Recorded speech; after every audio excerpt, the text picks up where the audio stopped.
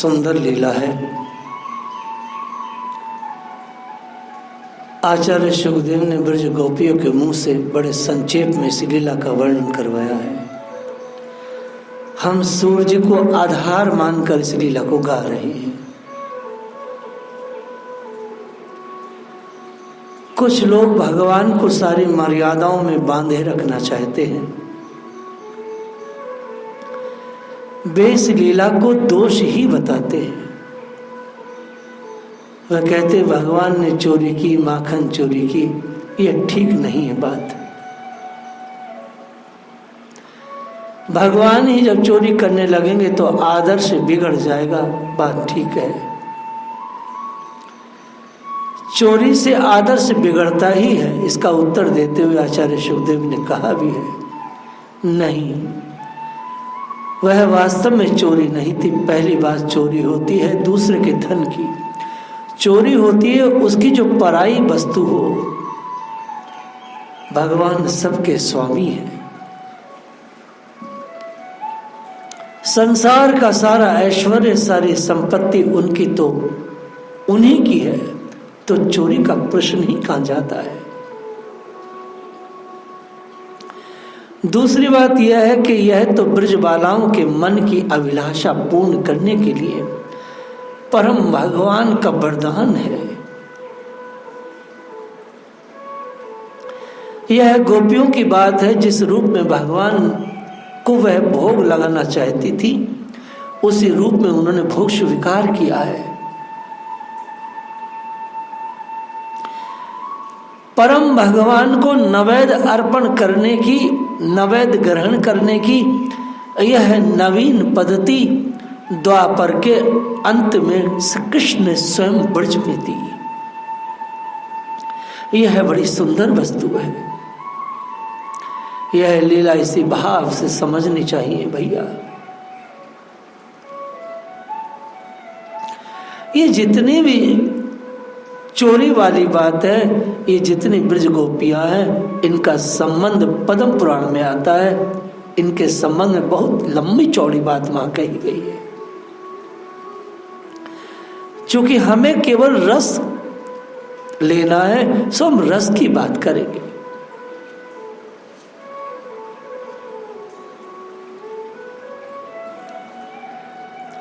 भगवान के नैवेद्य ग्रहण की पद्धति, जिस रूप में भक्त भगवान को खिलाना चाहता है, भगवान उसको पद्धति से ठाकुर जी स्वीकार करते हैं।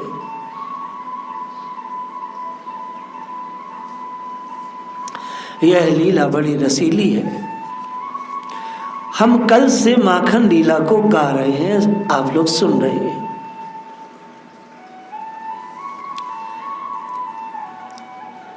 इस त्रिलोकी में मत्स्य, नारायण, नरसिंह, वामन, राम आदि बहुत सारे अवतार हुए परमात्मा के। लेकिन क्या कोई अवतार ऐसा था जो वनों की रंग बिरंगी चिड़ियों से खेला हो? क्या कोई अवतार ऐसा था जो पशुओं से खेला हो? क्या कोई अवतार ऐसा जन्मा कभी? लताओं से, पताओं से, पुष्पों से खेला हो? अरे भैया, यहां तक भगवान तो सर्पों तक से खेले।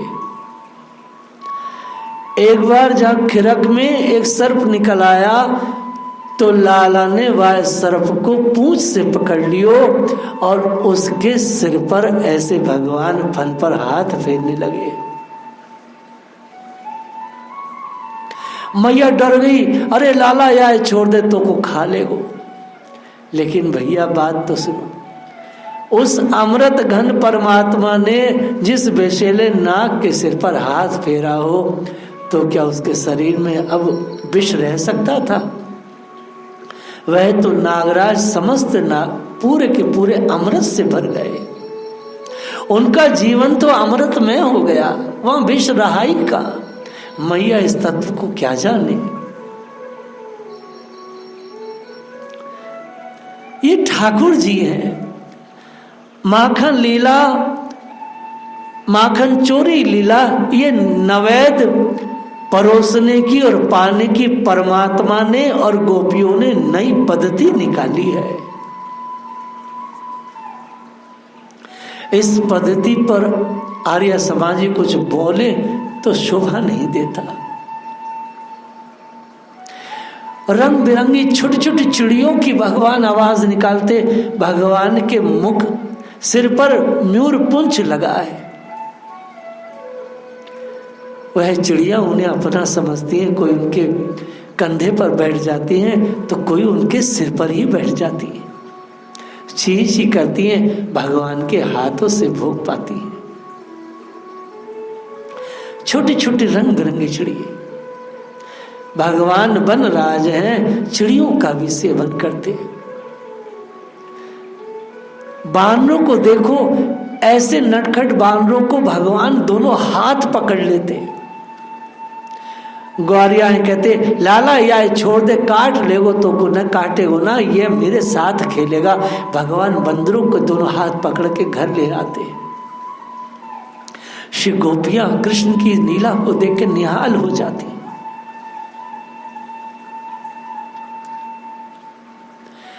बंदर भी भगवान विचार करते, इन्होंने मेरी बड़ी सेवा किया है।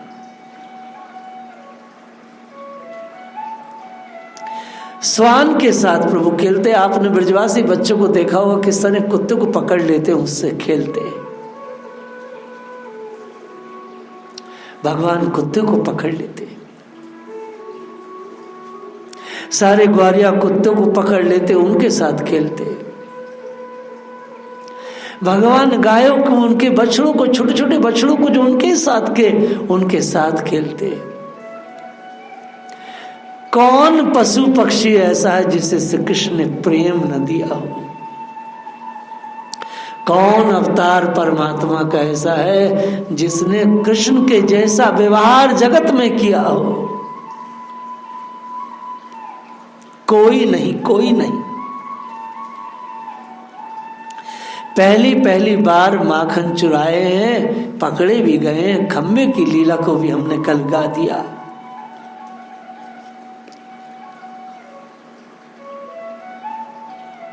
ये बात पूरे ब्रज में फैल गई। पहली गोपी, दूसरी, तीसरी, चौथी, सर्वत्र यह बात फैल गई। अब तो सबके मन में ये बात आई कि ये हमारे घर भी आए, ये हमारे घर भी आके माखन खाए।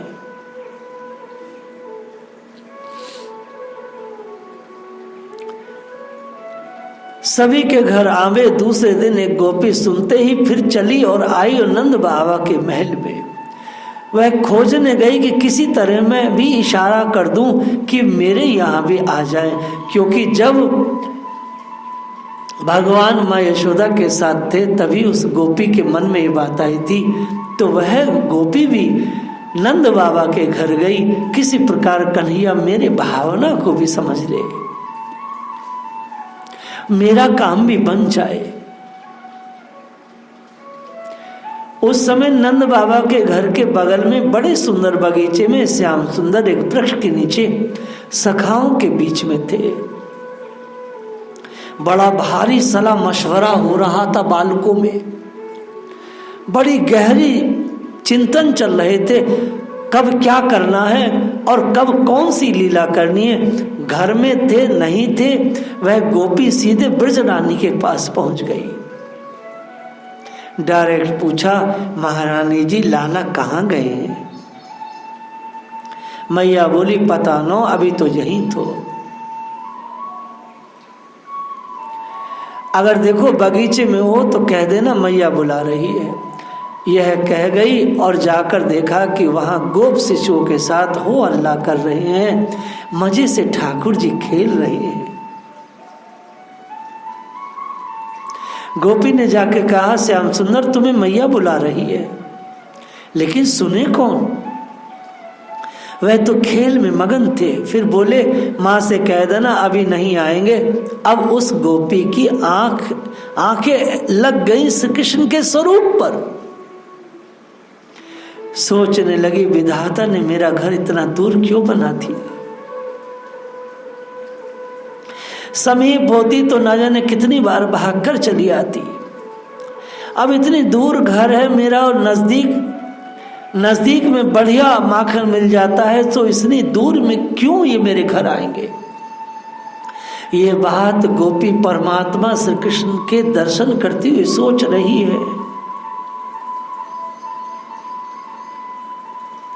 मन में ऐसा विचार आ रहा है तो आंख भर आई, गला रुंध गया।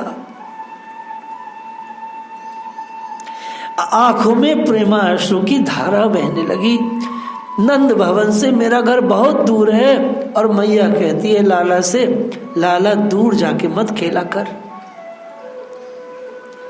तो मैं तो इतनी अभागी हूं कि ये मेरे घर कभी ना आ पाएंगे, छोटे हैं।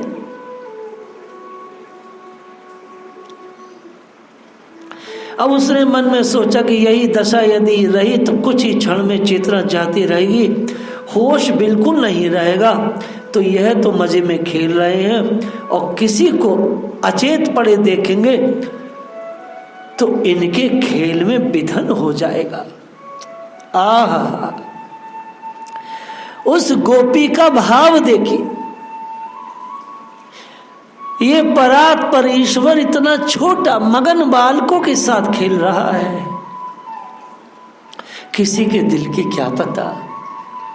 और इन बालकों के बीच में अपने कुंवर कन्हैया के पास अगर मैं अचेत है गई और ये इन्होंने सोचा कि मर गई तो इनके खेल में, इनके आनंद में विधन होगा। सो मैं जल्दी से जल्दी इस स्थान को छोड़ दूं ताकि कुंवर कन्हई के इस खेल में कोई बाधा ना आए। ये है समर्पण, ये है प्रेम।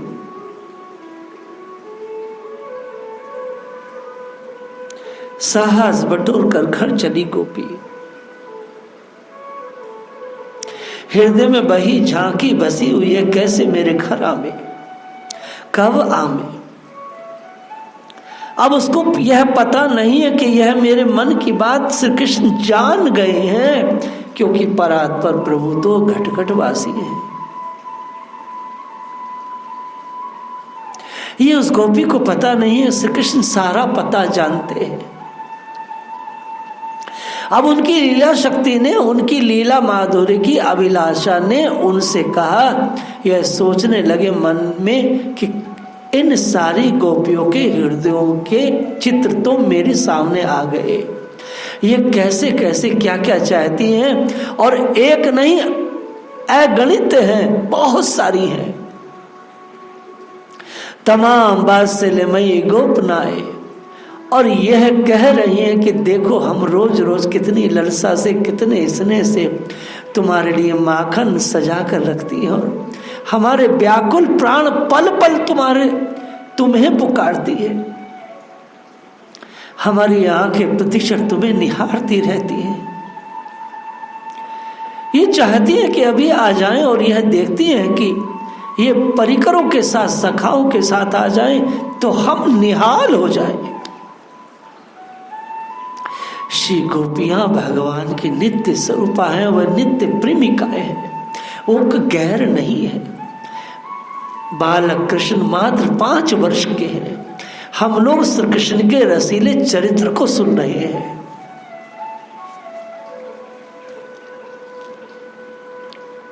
श्री कृष्ण ने मन में सोचा कि बात तो ठीक है, ब्रज में आने का कारण तो यही है ना, इन प्रेमियों को सुख देना है, इनको वात्सल्य रस, प्रेम रस महादधि में, उस महोदधि में डुबो देना है। इसलिए तो मैं यहां आया हूं। इनसे सारे जगत को, संसार को छीन कर इनको प्रेम रस में बना देना है। यही तो हमारे आने का उद्देश्य है। भगवान मन में विचार करते हैं, श्री गोपियों का सारा संसार छीन कर, सारी आसक्तियां छीन कर केवल अपने प्रेम रस में इन्हें डुबो देना है। यह सोचकर भगवान के लाल लाल होठों पर मुस्कान आ गई, और इन्होंने मन ही मन निश्चय किया कि मैं इन्हें प्रेम दूंगा, सखाओं से बोले भैयाओं आज एक बात और सोची है। मनसुखा श्री दामा बोले लाला तू कब से सोचने लगो, सोचने का काम तो हम ब्राह्मणन का है। रे भैया तू तो अहीर है, अहीर कहाँ सोचेगो, ये चिंतन करने का कार्य तो ब्राह्मणों का है। भगवान ने कही भैया ब्राह्मणों के साथ रहते रहते मेरे अंदर भी कछु बुद्धि आ गई है, तो मैं भी अब सोचने लगा हूँ। मनसुखा बोलो कि भैया जल्दी बता दे, कोई भली बात सोची हो तो अब हाल में तो को कछु इनाम दूंगो। भगवान ने प्रेम से कही भैया माखन का खेल नाम का मैंने नया खेल की रचना की है। कि कहा कही कि माखन को खेल, कि भैया माखन को खेल कैसे हुआ है, कि भैया यह खेल मैंने कल ही या की रचना की है और रचना में मैं सफल सिद्ध है गया हूँ। सो मैं तुमको इसकी विधि, खेल के नियम, खेल की विधि, क्या पोशाक पहननी है, किसको क्या बोलना है, कैसे संकेत देने हो, यह सब मैंने रचना कर ली है। तो मनसुखा ने कहा लाभ, बोले भैया यहाँ में बहुत माखन खाने को मिलेगा, ये माखन खेल मैंने या की रचना की है। भैया या के रचयिता हम स्वयं हैं। मनसुखा ने जब विचार किया भैया मैं गरीब ब्राह्मण, माखन मिलेगो, खूब ऐसा खेल है, तो कन्हैया भैया मैं तेरे साथ हूँ, या खेल में मेरी जो ड्यूटी हो तो मुझको बता दे। भगवान ये सब विचार अपने नित्य परिकर के साथ कर रहे हैं। सखाओं ने विचार भी किया भैया खेल तो बड़ा अच्छा है, ये योजना स्वीकार हो गई, सबको प्रस्ताव स्वीकार हो गयो। अब सबने योजना बनाई कैसे जाएं, कौन कौन आगे खबर देता रहे, कौन कौन छिप कर जाए, कौन जरा तगड़ा है जो आगे जाए और फिर कहीं मार पड़े तो कौन कैसे भागे, आदि सब पर पूरा विचार हुआ। सब बालक प्रसन्न है, माखन तो सबको मिलेगा। भगवान ने इस बात पर सबको वचन दिया। बच्चों ने कहा भैया हम तेरे साथ खेलते हैं, तू दाव नहीं देता है, ऐसा ना हो खेल के माखन में जब माखन प्राप्त हो जाए तो सारा खुद ही भस्म कर जाए भैया, और हमें माखन का दाव न दे। तो भगवान ने कही सखाओ सबसे पहले मैं माखन का दाव तुम्हें दूंगा भैया, तुम्हारी सौगंध खा के कहता हूं मैं माखन बाद को खाऊंगा। सखाओ सबसे पहले ये दाव तुम्हें दूंगा। और भगवान सत्य कह रहे थे। श्री कृष्ण सबसे पहले स्वयं अपने सखाओं को, बानरों को माखन खिलाते, भगवान बात को खाते। जैसे शबरी बेर को झूठा करके ठाकुर जी को अर्पित करती, वैसे ही भगवान ने अपने हाथों से अपने यशस्वी परम उन सखाओं को जो परम तपस्वी थे, उन सबको ठाकुर जी ने अपने हाथों से पहले माखन खिलाए। और उनके झूठे मुख से लगा हुआ जो हाथ है, मेरा लाडला लड़ता गोविंद, फिर माखन खाता। ऐसी लीला नरसिंह नहीं कर सकते, ऐसी लीला मत्स्य नारायण आदि कोई नहीं कर सकता। गोप बालक सब प्रसन्न हो गए, ताली पीट पीट कर उस तमाल के पेड़ के नीचे नाचने लगे। ब्रजेश्वर नंद बाबा की सौगंध खा करके ये कहते भैया तू सच कह रहे हो? कि हाँ मैं सच कह रहा हूं। भैया तुझे बता इस माखन खेल की बुद्धि तूने कहां से पाई? भैया लाला तू तो बड़ो चतुर सुजान है, हम सब तैयार हैं, या योजना में हम भैया अपना जीवन लगा देंगे। गोप बालक कह रहे हैं जो तूने योजना बनाई है ना, या में अपना जीवन लगा देंगे। वाह वाह वाह। कोई भी अपनी बुद्धि नहीं लगा रहा है, भगवान की योजना में अपने जीवन को खपा रहे हैं। और यही होना भी चाहिए, यही होना भी चाहिए। ये माखन लीला बड़ी विशेष है।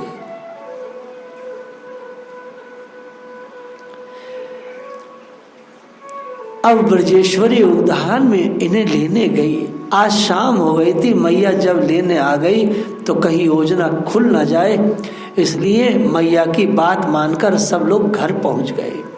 फिर मैया ने कलेवा कराया, दूध पिलाया, खिलाया, तब ठाकुर जी सो गए। अब इनका सवेरे में जाना तय था, इसलिए सभी सखा पहले के संकेत स्थान पर इकट्ठे हो गए। चोरों का दल इकट्ठा हो गया। जो गोपी कल आकर मनोरथ कर गई थी, उसी के घर पर ये पहले पहुंचे। अब उसको एक आस लगी थी, आज हमारे घर आएंगे। इसी आशा से वे उनके स्वरूप सौंदर्य का चिंतन करके तन में हो गई। दही बिलो रही थी। अब बार बार खिड़की के पास बैठी हुई देख रही थी, कहीं बाहर से आते दिख जाए, कहीं ऐसा ना हो जाए कि मैं ना उठूं, कहीं चली ना जाए। डर के मारे यह तो बैठी है, तब हमारा सारा मनोरथ नष्ट हो जाएगा। वह खिड़की के पास मंथन करने बैठी, बाहर झांक झांक कर देख रही है। भगवान बाहर आ गए थे, खिड़की से छुप कर देख रहे हैं, ये मत रही है और मक्खन आ गया कि नहीं, ये झांक झांक के प्रभु देख रहे हैं। उधर देवताओं ने देखा कि आज एक नया रंग देखना है। तमाम आकाश पथ पे तमाम देवता चुपचाप देवीय लीला से प्रसन्न होकर किसी को देख नहीं रहे थे, एकत्र हो गए। देवता, यक्ष, किन्नर, गंधर्व सब आ गए, इकट्ठे हैं। संसार में उनको देख नहीं सकता था। नवनीत हरण करने कौन आया है? कहते हैं जिसके रोम रोम में अनंत ब्रह्मांड भरे हैं और जिनके एक एक रोम विवर से असंख्य ब्रह्मांड रज कण के समान उड़ रहे हैं, वे भगवान स्वयं साक्षात सबके अधिपति भगवान, जिनको श्रुतियों ने जाना नहीं है, वे भगवान आज साधारण बालक बनकर ब्रज बालाओं को, ब्रज मणियों को प्रेम रस पान कराने के लिए, दधी माखन का हरण करने के लिए आए। उनके हृदय का प्रेम सुधा रस पान करने के लिए, उनका नवेद ग्रहण करने के लिए सखाओं को लेकर ठाकुर जी इस भाग्य महाभागा गोपी के घर पहुंचे। जरा विचार करें, क्या ये चोरी है? ये नवेद करने की विधि है। इस विधि को श्री गोपियों ने, श्री कृष्ण ने परस्पर प्रकट किया है। श्री गोपियों ने नवेद को चोरी से इस तरह नवेद सजा करके वे इच्छा कर रही है कि लाल जी आए, इसे चुरा करके खाएं। और भगवान इतने सखाओं के साथ उस नवेद को चुरा करके पा रहे हैं। ये नूतन विधि परमात्मा ने द्वापर के अंत में इस ब्रजमंडल में दी। धन्य है ये माखन लीला। बाकी की लीला को हम लोग कल स्मरण करेंगे। जय श्री राधे।